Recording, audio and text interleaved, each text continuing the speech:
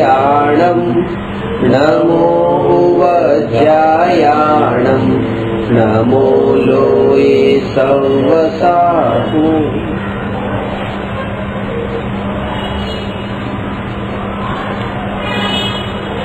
પ્રશ્ન નંબર 291. પરમ પારિણામિક ભાવ એટલે શું?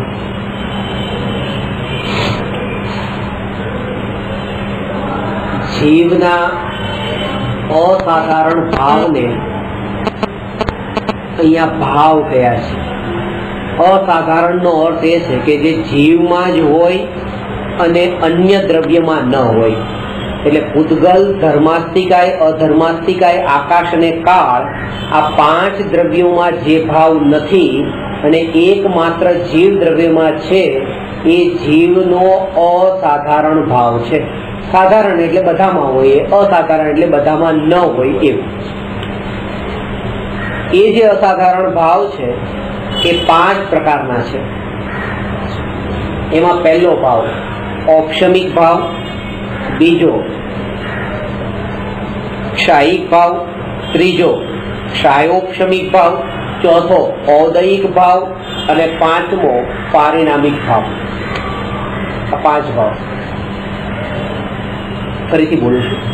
ઔપશમિક ભાવ, આ ઔપશમિક શબ્દ બન્યો છે ઉપશમ ઉપરથી. કર્મના ઉપશમના નિમિત્તે જે આત્મામાં ભાવ થયો એ ભાવનું નામ છે ઔપશમિક ભાવ.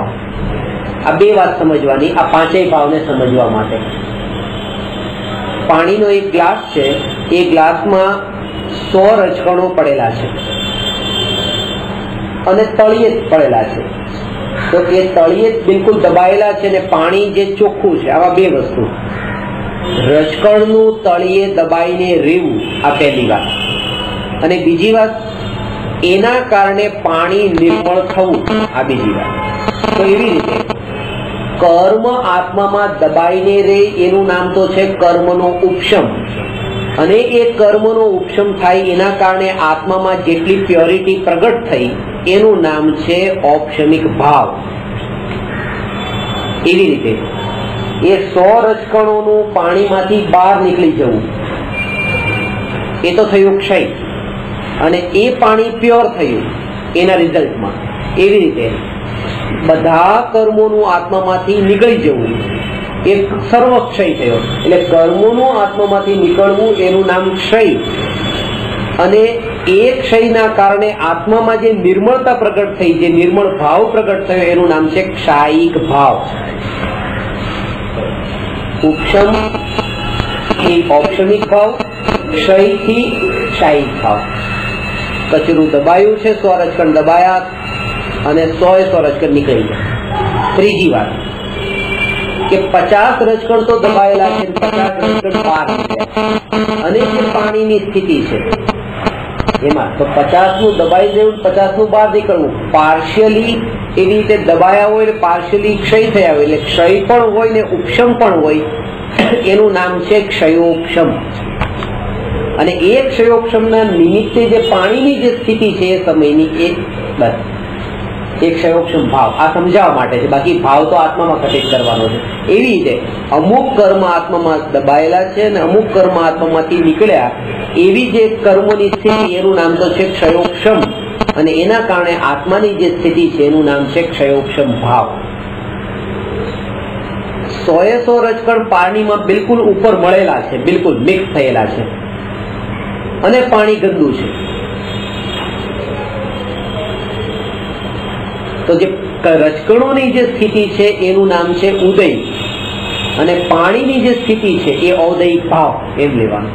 એટલે એવી રીતે કર્મ જયારે આત્મામાં ઉદયમાં આવે છે એ તો છે ઉદય. અને એ ઉદયના નિમિત્તે જે ક્રોધમાન માયાલોભના વિકારી ભાવ થાય છે એ છે ઔદયિક ભાવ. ઉદયના નિમિત્તે થયા છે, કર્મના ઉદયના નિમિત્તે. આત્મામાં કોઈ કર્મનો ઉદય અત્યારે આવ્યો કે ભાવ થયા, ઉદય આવ્યો તો ઉદય છે, પણ આ જે દયા ભાવ એનું નામ ઔદયિક ભાવ છે.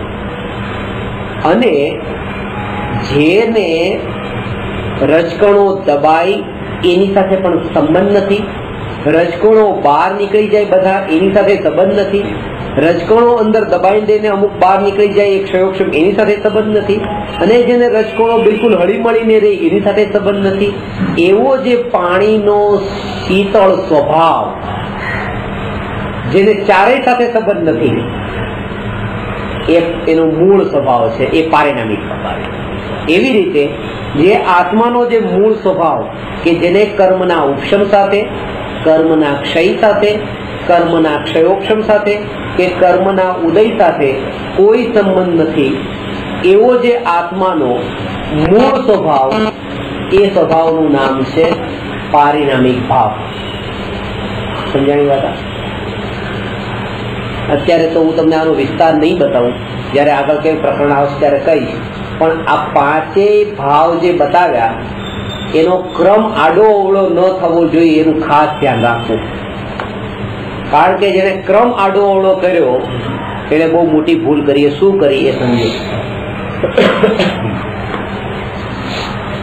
ઔક્ષમિક ભાવ, ક્ષાયિક ભાવ, ક્ષાયોક્ષમિક ભાવ, ઔદયિક ભાવ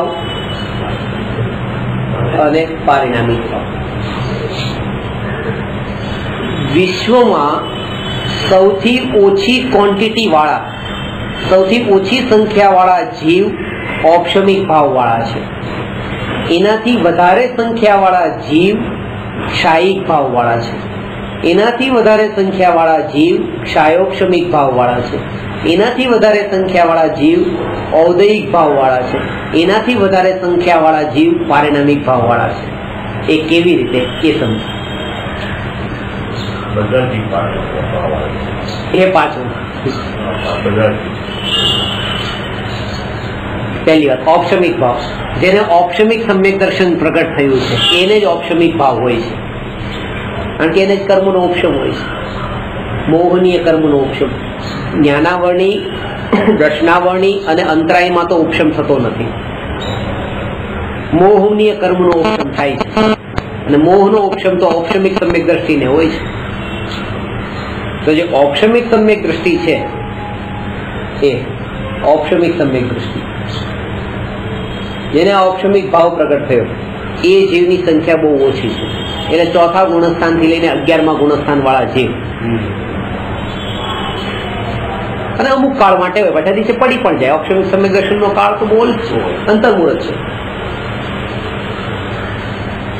એના કરતા વધારે જીવોની સંખ્યા છે ક્ષાયિક ભાવ વાળા. સિદ્ધ ભગવાન એનાથી વધારે. સિદ્ધ ભગવાન અનંત સિદ્ધ ભગવાન છે. ક્ષાયિક ભાવ, કર્મનો ક્ષય થઈ ગયો છે, મોક્ષ થઈ ગયો, કેવળ જ્ઞાન થઈ ગયું. એ ક્ષાયિક ભાવ વાળા જીવ કરતા ક્ષાયોક્ષમિક ભાવ વાળા વધારે છે.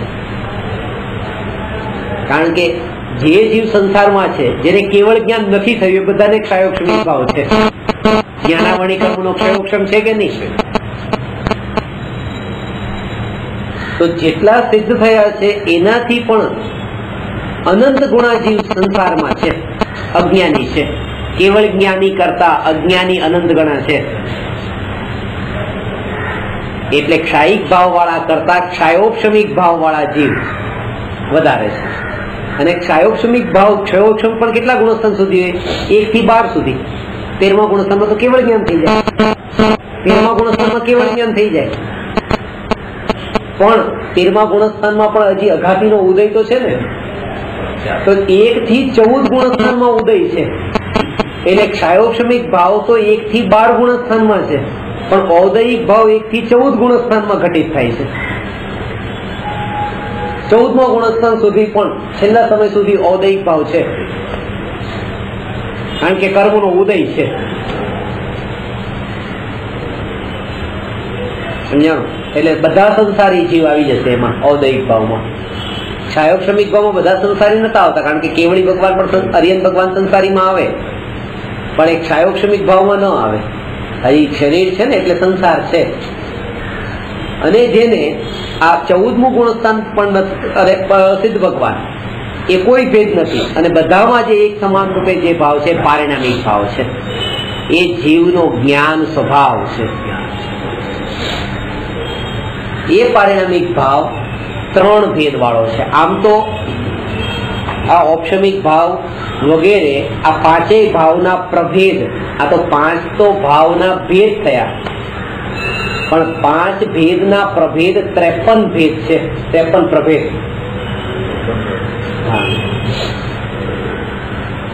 એ છે ઔક્ષમિક ભાવ, એના 2 પ્રકાર, ક્ષાયિક ભાવ એના 9 પ્રકાર, પછી ક્ષાયોક્ષમિક ભાવ એના 18 પ્રકાર, ઔદયિક ભાવના 21 પ્રકાર અને પારિણામિક ભાવના 3 પ્રકાર. આમ કુલ મળીને 53 પ્રકાર થાય. એ બધા ડિટેલમાં નથી જતા, પણ જે 3 પ્રકારના જે પારિણામિક ભાવ છે, 3 પ્રકાર, એમાં 3 પ્રકાર છે: ભવ્યત્વ, અભવ્યત્વ અને જીવત્વ. આ સમજવા જેવું છે. ક્રમ આવે, આ ક્રમ: ભવ્યત્વ, અભવ્યત્વ અને જીવત્વ. આ ત્રણેયનું નામ છે પારિણામિક ભાવ. પણ અહીંયા પ્રશ્ન શું છે? પરમ પારિણામિક ભાવ કોને કહે છે? ભવ્યત્વ એ પારિણામિક ભાવ છે. કેમ પારિણામિક? આ પારિણામિક ભાવનો અર્થ એ છે અનાદિ અનંત હોય એ પારિણામિક ભાવ, જે પલટાય નહીં. જે ઉત્પન્ન થનાર છે તે પારિણામિક નથી, જે વ્યય થનાર છે તે પણ પારિણામિક નથી. જેમ ક્ષાયિક ભાવ જે કેવળ જ્ઞાન, એ પ્રગટ થયું ને, ઉત્પન્ન થયું, ત્યારે હતું નહીં પેલા, તો એ પારિણામિક ભાવમાં ન આવે.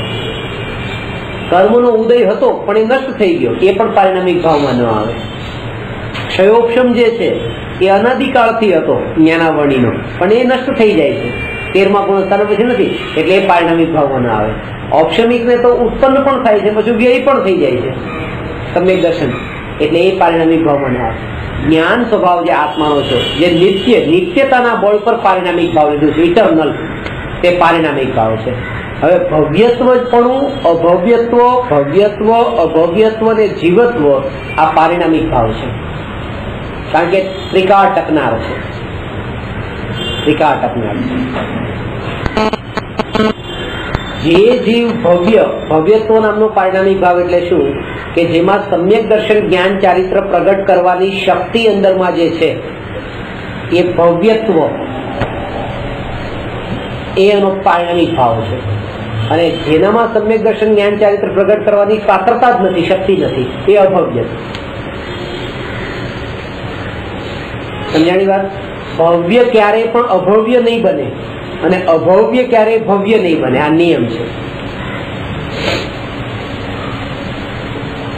ભવ્ય જીવ ક્યારેય પણ મટીને અભવ્ય નથી થતો અને અભવ્ય ક્યારેય મટીને ભવ્ય નથી થતો. એનો અર્થ એ થયો કે અભવ્ય તો અનાદિથી સંસારમાં છે, અનંત કાળ સુધી સંસારમાં જ રહેશે. આ અભવ્ય એ પારિણામિક નો જ ભેદ છે. આ તમને કીધું ને, ભવ્યત્વ, અભવ્યત્વ અને જીવત્વ. તો આ જે અભવ્યત્વ પારિણામિક નો ભેદ નથી. પારિણામિક નો મતલબ એ કે નિત્ય ટકનારો ભાવ. તો એનું નિત્ય, અરે આ ભાવ નહીં શકે એનું નિત્ય સંસારમાં ભટકવાનો, એ નિત્ય ટકવાનો છે કે પછી પાછો ભવ્ય જીવ. સમજાય? એ નામનો વ્યક્તિ છે જે અભવ્ય છે, બી નામનો વ્યક્તિ ભવ્ય છે. હવે એ જે છે એ ક્યારેય પણ બી નહીં થાય અને બી ક્યારેય પણ એ નહીં થાય. અભવ્યનો, અભવ્યમાં એ છે ને અ આગળ, એટલે અભવ્યનો અ એ, અને ભવ્યમાં બી છે એટલે ભવ્યનો બી. એમ એટલે એ નામનો અભવ્ય ને બી નામનો ભવ્ય, એ બી નહીં થાય, બી એ ન થાય. ભવ્ય જીવ છે એનામાં અભવ્યપણું નથી, અભવ્ય જીવ છે એનામાં ભવ્યપણું નથી. પણ હવે જે વાત બતાવો છું, પણ ભવ્ય જીવ છે એમાં પણ અને અભવ્ય જીવ છે એમાં પણ જ્ઞાન છે, બેયમાં કોમન. એટલે જ્ઞાન જે છે, ત્રીજો જે ભાવ છે ને જીવત્વ, એ જીવત્વ નામનો પારિણામિક ભાવ ભવ્યમાં પણ હોય છે, અભવ્યમાં પણ હોય છે. એટલા માટે એ જીવત્વ નામના પારિણામિક ભાવને પરમ પારિણામિક ભાવ કીધો છે. ભવ્યત્વ અને અભવ્યત્વ નામના પારિણામિક ભાવને પરમ પારિણામિક ભાવ કયા નથી.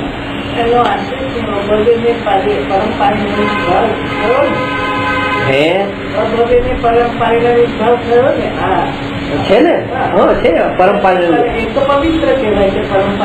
બરાબર તો છે એનામાં. કારણ કે એની સાથે ખાલી એક ખાલી એમ બની ગયું કે જીવ છે તે મોક્ષે જાય એવું કારણ નથી ને, એની પાછળ ઘણા કારણો જોઈએ ને. તમે અત્યારે સંસારમાં કેમ છો, મોક્ષે કેમ નથી જતા? તમે મોક્ષે જઈ શકો કેમ નથી જતા?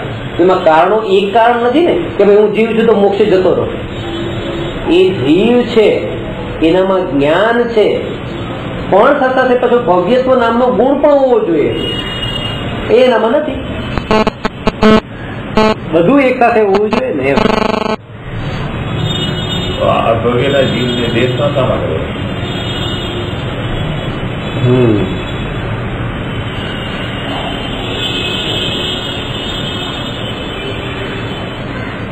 આ જીવત્વ નામનો જે ભાવ છે ને, જીવત્વ નામનો ભાવ જ્ઞાન છે. જ્ઞાન તો દેશના તો જ્ઞાનનું નામ છે, તો એ તો એને ભાવ આવે છે, ખાલી અનુભૂતિ નથી અભવ્યત્વ ગુણના કારણે. એટલે આ બંને ગુણનું સ્વરૂપ અલગ અલગ ખબર પડે ને તો એટલો અંદરમાં આનંદ આવે કે આ અભવ્યપણું, અભવ્ય જીવ પણ 4 લબ્ધિ સુધી પહોંચી જાય છે. 5 લબ્ધિ છે ને, ક્ષયોક્ષમ લબ્ધિ, વિશુદ્ધિ લબ્ધિ, દેશના લબ્ધિ, પ્રાયોગ્ય લબ્ધિ ને કરણ લબ્ધિ. એમાં 4થી લબ્ધિ પ્રાયોગ્ય લબ્ધિ સુધી અભવ્ય જીવ પહોંચે. શ્રાપ નથી, વરદાન છે. અરે કર્યું નથી. તમે ખુરશી કેમ નથી, તમે જીવ કેમ છો? બોલો, મને આનો જવાબ આપો. કે આનો જવાબ તમે જ્ઞાન છે એટલે જીવ છો ને, બસ. તો એટલે જ હવે જ્ઞાન ક્યારથી છે? તમે જે અનાદિ છે, તો એવી રીતે અભવ્યપણું અનાદિથી છે, અને અભવ્યપણું છે એટલે એનો મોક્ષ નથી. જેવી રીતે પૂતગલ છે એવી રીતે આને પૂતગલ થવાનો શ્રાપ કોણે આપી દીધો? કોઈ નહીં.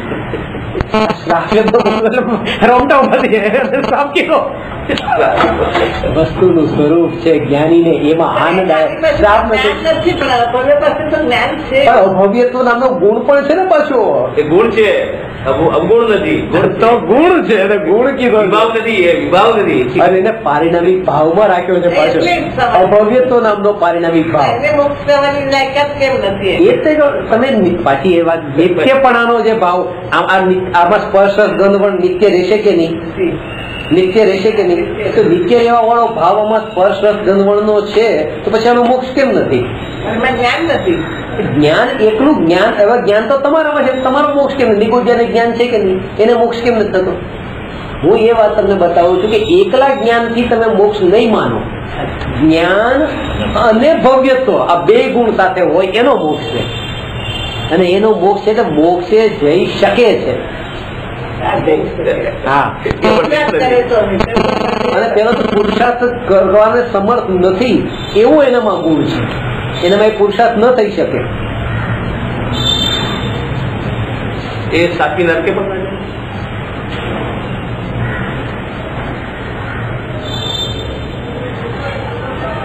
કેટલાય ભવ્ય જીવ છે, 3 લોકો બધે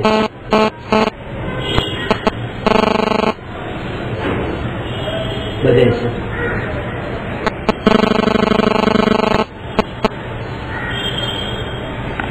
એનું ખાલી આટલું જ અંતર છે, બીજું કશું જ નહીં. આજે સ્વર્ગે પણ જાય, નરકે પણ જાય, બધે. કારણ કે એ જયારે 4થી પ્રાયોગિક લબ્ધિ સુધી પહોંચ્યો હોય તો ભાઈ નરકે થોડો જાય. એટલે કહેવાનું કે એવા કેટલો પુણ્ય પણ બંધાણા હોય ને તો એ મુનિ પણ થાય. હા, આ મુનિ એટલે દ્રવ્યલિંગી મુનિ. સમ્યક દર્શન ન થાય, મોક્ષ તો પછીની વાત. મોક્ષ તો સમ્યક દર્શન એ તો કાંઈની શરૂઆત, એને સમ્યક દર્શન શબ્દ વાપર્યો. સમ્યક દર્શન. કારણ કે મોક્ષ ન થાય એમ કીધું હોય તો કોઈ પછી એમ સમજે સમ્યક દર્શન થઈ જતું હશે પછી મોક્ષ નહીં થતો હોય તો પછી સમ્યક દર્શન થી પછી ભાઈ કેટલાય જીવ હોય કે જે સમ્યક દર્શન હોય મોક્ષ ન જતા એ માનવું પડે પાછું. એટલે ત્યાંથી જ રોકી દીધા ભાઈ સમ્યક દર્શન ન થાય આગળની વાત કરવાની જ નહીં. એટલે જૈન દર્શનમાં જે ડેફિનેશન વાઇઝ જે ખુલાસો કર્યો છે ને સમ્યક દર્શન થી પેલા કર્યો છે. મૂળ શ્રદ્ધાથી શરૂઆત કરી છે જે અત્યારે ચારિત્રથી શરૂઆત કરે છે કે ધર્મ કર્યો એટલે બસ ચારિત્ર.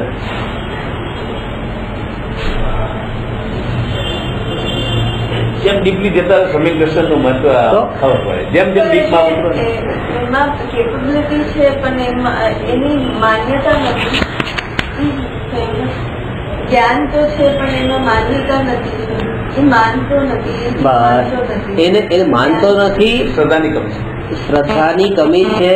સાથે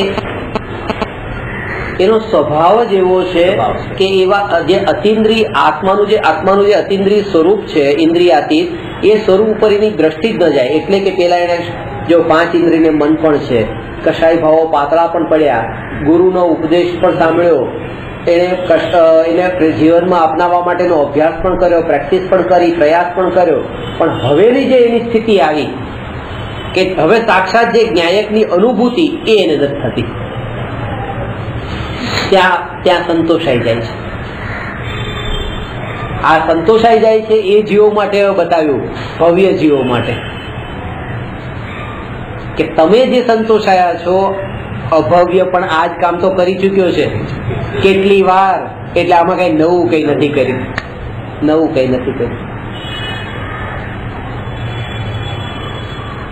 કે 5 માણસની વચ્ચે તમને તમારું જે અલગપણું લાગતું હોય એ નહીં લાગે. પછી સમજાણું? ઘરમાં તમે 10 જણા રહેતા હો તમે કઈક બધાથી અલગ પોતાને માનતા જ હો કે આ કોઈનામાં ધર્મનો છાંટો નથી, એ અંદરમાં માન્યું છે અને મારામાં થોડો છાંટો આવ્યો છે.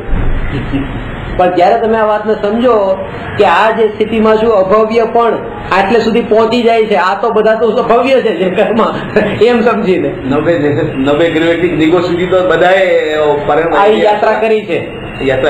તો ઉત્કૃષ્ટ અને નિર્કૃષ્ટ બંને ભાવ કરે. એટલા માટે આ દ્રષ્ટિ પણ છોડી દેવી કરી. ના, ભવ્ય જીવ લાગે છે.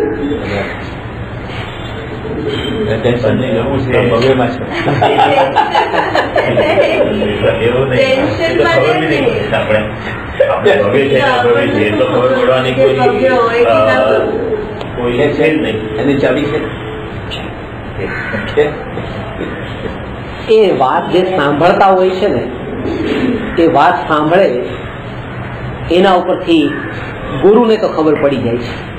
ગુરુને પદ્મનંદી પંચવિંશતિકામાં લખ્યું છે તત્પ્રતિ પ્રીતિ ચિત્તેન યેન વાર્તાપી હિ શ્રુતા નિશ્ચિતમ સ ભવેદ ભવ્યો ભાવિ નિર્વાણ ભાજનમ. જેણે ગુરુની તત્પ્રતિ પ્રીતિ ચિત્તેન, તમે સાંભળવા માટે બેઠા છો, હવે કેવી રીતે બેઠા છો, કેવી રીતે સાંભળવા બેઠા છો એના ઉપર એ નક્કી થશે. પ્રીતિપૂર્વક બેઠા છો, પ્રીતિપૂર્વક એટલે તમે જે સાંભળો છો એમ એ કેવો ભાવ છે. એમ કે હસબન્ડે કીધું કે ભાઈ પ્રવચનમાં બેસવાનું છે, વાઈફે કીધું એટલે પ્રવચનમાં બેસવાનું છે, એટલે આમ પરાણે કે આટલે ઘર સુધી આવે અહીંયા નહીં બેસીએ તો કેવું. ધર્મના કારણે બેઠા છો કે શરમના કારણે બેઠા છો એ મહત્વનું છે. જે પ્રીતિપૂર્વક સાંભળે છે એ તો ધર્મના કારણે બેઠો છે, અને જે અપ્રીતિપૂર્વક બેઠો છે આવી રીતે શરમના કારણે બેસીએ શું કરીએ. જ્ઞાન એટલે જ તે કૃપાળુજીનું જે વચન હતું કે મુમુક્ષુના નેત્રો મહાત્માને ઓળખી લે છે, પારખી લે છે. મુમુક્ષુ આ સામેવાળા જીવ જ્ઞાની છે, અજ્ઞાની છે, અનુભવી છે, અનુભવી નથી. મુમુક્ષુ જે જીવ છે જે ખરેખર મોક્ષની ઈચ્છા ધરાવે છે, ખરેખર એમ નહીં કે આપણે જેમ બધા મુમુક્ષુ નામ લગાડે કે મુમુક્ષુ ભાઈઓ તથા બહેનો, એમ નહીં. કારણ કે જેને મુમુક્ષુ ભાઈઓ તથા બહેનો કહીએ જેમાં તો એકાદો પણ આંગળીના વેઠે ગણીએ તો પણ આવે નહીં, એવા છે કે જે મુમુક્ષુ હોય. મુમુક્ષુ એટલે મોક્ષ જવાની ઈચ્છા વાળો, એનું નામ મુમુક્ષુ છે. હવે તમને હું મુમુક્ષુ કે તો તમે મુમુક્ષુ થોડા છો. હમણાં તમને કહો ચલો મુમુક્ષુ જવું છે, તમે કહો આ જવું છે, અને ખરેખર જો તમને આમ ગાડી લઈ જવામાં આવે ને, ચલો અત્યારે કોઈ કોમ્યુનિકેશન નહીં, કોઈ લાસ્ટ મીટિંગ નહીં ફેમિલી સાથે, અત્યારે પરમાનન્ટ, પાછું નો રિટર્ન ટિકિટ. મન એક વખત તો કઈ આવશો વિચાર કરવા રહેશે.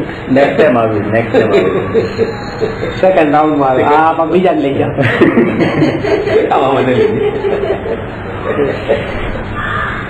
આના માટે હું કહું કે જેને મફતમાં મોક્ષ મળતો હતો કઈ કર્યા વગર તોય વિચાર કર્યો, એ જીવ પુરુષાર્થ કરીને ક્યારે કરશે? એ જીવ પુરુષાર્થ કરીને ક્યારે કરશે?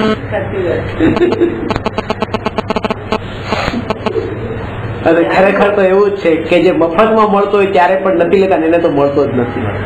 કારણ કે એ તો એટલો અરુચિ વાળો, ખાલી એ નામ ખાલી છે કે બસ મુમુક્ષુ. ખરેખર પરમાત્મા બસ મને એકવાર દર્શન આપી દો.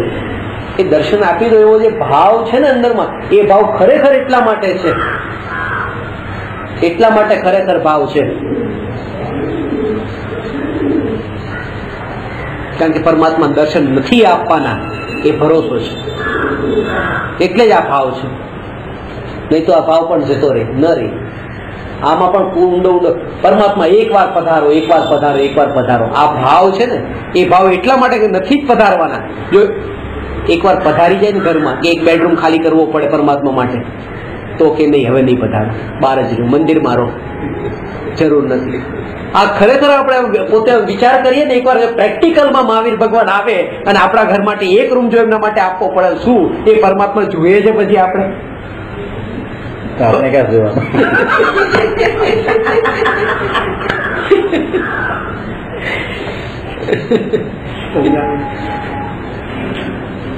એટલે જેને પરમાત્માને ઘરમાં પણ માનો રાખ્યા ને સ્થાપ્યા, એ પણ એટલે જ રાખ્યા છે, એટલે જ સ્થાપ્યા છે કે એ જગ્યાએ હલવા ચલવાના નથી, એટલે કે આડવેર રૂપે બનવાના નથી, એમ અડફેટે આવવાના નથી. મંદિરમાંથી બહાર આવીને રૂમમાં નહીં આવવાના, એટલે રાખ્યા છે. ત્યાં સુધી બરાબર છે. કોઈને પરમાત્મા જોઈતા જ નથી. આ ખાલી અંદરમાં બસ મન મનાવ્યું છે, અને આ ભ્રમના કારણે જ તે અહીંયા આપણે બેઠા છીએ. નહીં તો અહીંયા હોય કેવી રીતે? વિચાર કરો ને, સવારે ઉઠતા જે પાણીનું ટીપું મોઢામાં ન નાખે પરમાત્માના દર્શન વગર, એવો જે ભક્તિના ભાવ વાળો જીવ હોય ને, અહીંયા હોય કેવી રીતે? જેને આટલો પરમાત્મામાં રુચિ ને પ્રેમનો ભાવ હોય, જે પરમાત્મા વગર આ જીવન, જેનાથી જીવન ચાલે છે, એવું એ તો માને જ છે કે પાણી વગર, આહાર વગર જીવન કેવી રીતે ચાલે? જેને પોતાનું જીવન જેના કારણે માન્યું છે, એ જીવનને છોડવા માટે પણ તૈયાર થઈ જાય, એ પરમાત્માના માટે, તો એ કેમ અહીંયા હોય? કારણ કે એને જોઈતા જ નથી. આ તો બધું બહારમાં એક ભ્રમ હતો કે ભગવાન જોઈએ છે, ભગવાનના દર્શન. હે પ્રભુ, ચાલતા હોય પ્રભુ હે ભગવાન. આ જે બોલવા વાળો છે એ દંભી છે. જેટલું બહારમાં દેખાવ કર્યો છે ને, એ જ છે. એનું જીવન જ આખું એટલું કપટથી ભરેલું છે ને, એ જ આ દંભ કરે છે. કારણ કે કપટને ઢાંકવા માટે બીજો કોઈ ઉપાય જ નતો એના માટે. જે સરળ જીવ છે એને આ દેખાવો પણ નથી કરવો પડતો. વારંવાર વાતમાં બોલીને હે ભગવાન રામ રામ, એને આ કેવું પણ નથી પડતું. એ તો પોતાના પાપને ઢાંકવા માટે બીજાની સામે આવું બતાવવા માંગે છે, અને એનાથી જ આપણે ઓળખાણ કરી છે. બારમાં જે કોઈ બોલે છે, બારમાં વસ્ત્રાદી પહેર્યા છે, સાદા કપડા પહેરી લીધા છે, તેના કારણે ઓળખાણ માની લીધી, આ તો ગુરુ 6 કાયના જીવોની રક્ષા કરે છે. એમ માનીને આજે દ્રષ્ટિ જે રાખી છે, એ દ્રષ્ટિથી પોતાના મિથ્યાત્વ ભાવને પોષ્યો. કયો મિથ્યાત્વ ભાવ પોષ્યો? અંદરમાં જો સૂક્ષ્મતાથી જોઈએ તો એ મિથ્યાત્વ ભાવને પોષ્યો કે આવી રીતે ઠગનારા આપણને કોઈ પણ મળી જશે. ઠગનારા મળી જશે.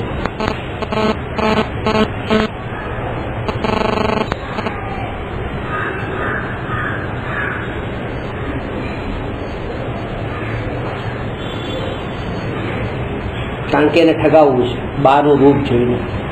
આમાં મિથ્યા તો પોતાનું પોષાયું કે કોઈને બહારના રૂપથી, બહારની અવસ્થાથી, વ્રત તપાદીથી, શરીરની ક્રિયાથી, બહારના ચારિત્રથી એ જીવને ધર્મીનો સિક્કો માર્યો એટલે પોતે મિથ્યાત્વ ભાવને પોષ્યો. એ જ કરીએ છીએ અત્યારે તો,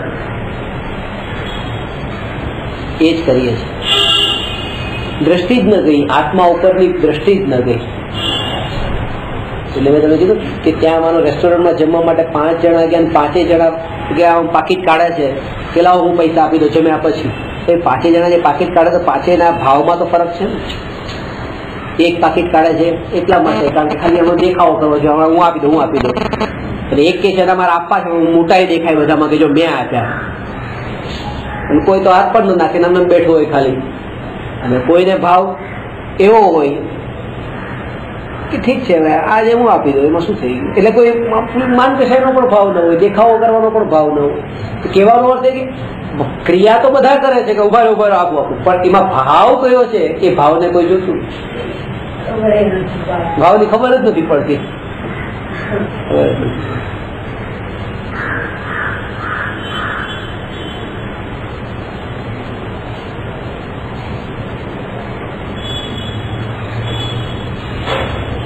એટલે જેટલી પુણ્યની ક્રિયાઓ, આ જેટલા પણ દાન દેવાય છે, જો પાટિયા ન લાગતા હોત ને દાનના, તો પછી કેટલા દાન દેવાય છે તો વિચાર કરો. જો બોર્ડ ન લાગવાના બંધ થઈ જાય કે કોઈ બોર્ડ નહીં, કોઈ નામનો ખુલાસો નહીં, કોના તરફથી કેટલું દાન, આ તો એટલા માટે નામ પેલા જોયું. ડબ્બામાં નાખી તો કોઈ નહીં તૈયાર.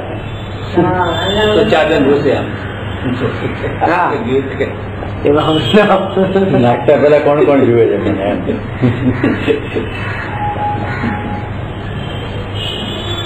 મેલો થયો તો ચોખ્ખું થવાનું છે. ચોખ્ખું થવાનું હોય તો આપણે જે બાથરૂમ છે ચોખ્ખા થવા માટે છે એ બહાર ખુલ્લા મેદાનમાં નથી બનાવતા, ઘરના એક ખૂણામાં બિલકુલ અલગ કરીને બસ કે જે કોઈ ન જોવે એવી રીતે કરી ચોખ્ખા થઈ જાવ. મેલા થતા ચોખ્ખા થઈ જાય. આ એવું છે. એનું પ્રદર્શન થોડું કરવાનું છે ચોખ્ખા થવાનું કે પાપથી કમાયા હતા, ચોખ્ખા થવાનું.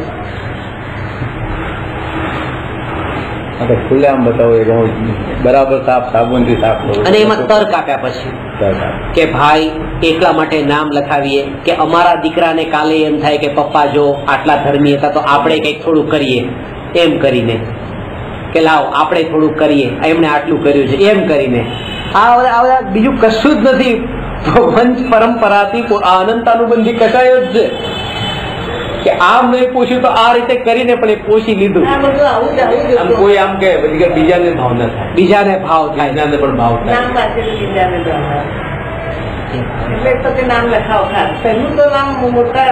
એટલા માટે જે મહારાજ સાહેબોમાં એવું, મહારાજ સાહેબ છે ને, જે નવા મહારાજ સાહેબ હોય ને એમને એકલા નહીં રહેવાનું, એમને કોઈની સાથે રહેવાનું. બે મહારાજ સાહેબ એકલા ન રહે. ખરાબ ભાવ ક્યારેક આવી જાય એકલા હોય તો એમ ખરાબ ભાવે. કારણ કે એનો કોઈ બાજુમાં કોઈ છે એમ લાગે ને, બાજુમાં કોઈ છે એ સત્તા લાગી. અહીંયા કે છે કે જેને અનંત સિદ્ધોની સત્તા પેલા માની હોય એ મુનિ થાય, અને એને તો દરેક પણ લાગે છે કે છે મારી સાથે અનંત સિદ્ધો છે, જુએ છે મારી સાથે, જુએ છે. પેલો દેખાય આવે, એ પેલો જીવ છે દેખાય છે કે જો હું પાપ કરીશ તો આ જોઈ જશે, આ ખરાબ કામ કરીશ તો જોઈ જશે. એનો ભય છે, અનંત સિદ્ધો નો ભય નથી. ખરેખર તો જોઈ છે, એ જુએ છે. અને ક્યારેક આ તો ન પણ જોતો હોય, ક્યારેક આપણે એના જેવો જ હોય કે ભાઈ હું મને અને અક્ષર તો એના જેવો જ હોય, એના જેવો જ હોય. કારણ કે એનાથી ઊંચી દશા વાળો હોય તો આની સાથે થોડો હોય તો એનાથી મુખ છોડી પોતે એકલ વિહારી થઈ ગયો હોય.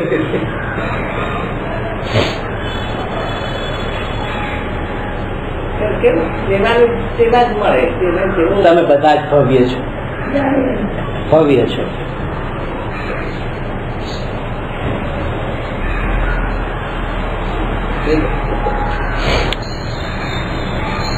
તો આ રીતે પારિણામિક ભાવમાં ભવ્યત્વ, અભવ્યત્વ અને જીવત્વ આ ત્રણ ભેદ બતાવ્યા. ભવ્ય જીવ અભવ્ય નથી, અભવ્ય જીવ ભવ્ય નથી. જીવત્વ નામનો જે પારિણામિક ભાવ છે ભવ્યમાં પણ છે ને અભવ્યમાં પણ છે. એ જીવત્વ નામનો પારિણામિક ભાવ એનું નામ છે પરમ પારિણામિક ભાવ. અને એ જે પરમ પારિણામિક ભાવ છે એ પરમ પારિણામિક ભાવ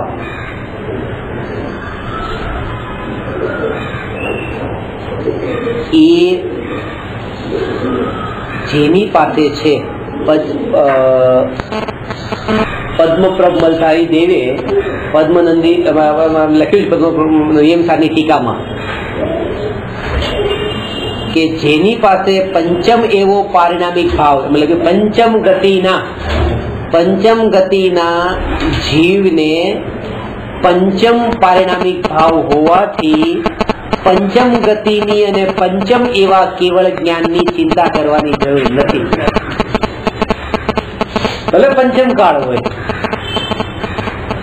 પણ આ પાંચમો પારિણામિક ભાવ છે તો પંચમ એવું કેવળ જ્ઞાન મતિ શ્રુત અવધિ મન પર્ય અને કેવળ જ્ઞાન પાંચમું અને ચાર ગતિથી પર એવી રીતે પાંચમી મોક્ષ ગતિ એ પ્રાપ્ત થશે. તો એ જે પરમ પારિણામિક ભાવ જે જીવત્વ શબ્દ તો હું બોલી ગયો પણ જીવત્વનો અર્થ છે ચૈતન્ય પ્રાણ. એ ચૈતન્ય પ્રાણ કે આપણા બધાના અંદર આ બોલું છું પણ વાસ્તવમાં તો આપણે બધા પોતે એ ચૈતન્ય પ્રાણથી જીવન જીવીએ છીએ. આહાર પાણીથી જીવન નથી, આયુ કર્મના ઉદયથી જીવન નથી, ચૈતન્ય પ્રાણથી આ આત્માનું અનાદિ અનંત જીવન છે. તો એ ચૈતન્ય પ્રાણ કેવો છે? આપણે કેમ સત્તા સ્વરૂપ ટકીને રહીએ છીએ? શરીર કપાશે, ટુકડા થઈ જશે તો પણ આત્મા કેમ એ સત્તા સ્વરૂપ ટકીને રહેશે અને રહ્યો છે? તો એનું સ્વરૂપ હવે આમાં સૂક્ષ્મતાથી સમજવાનું છે. એ આપણે આવતીકાલે લઈશું. નમો અરહંતાણમ નમો સિદ્ધાણમ નમો આયર્યાણમ નમો ઉવજ્જાયાણમ નમો લોએ સૌવસાહં.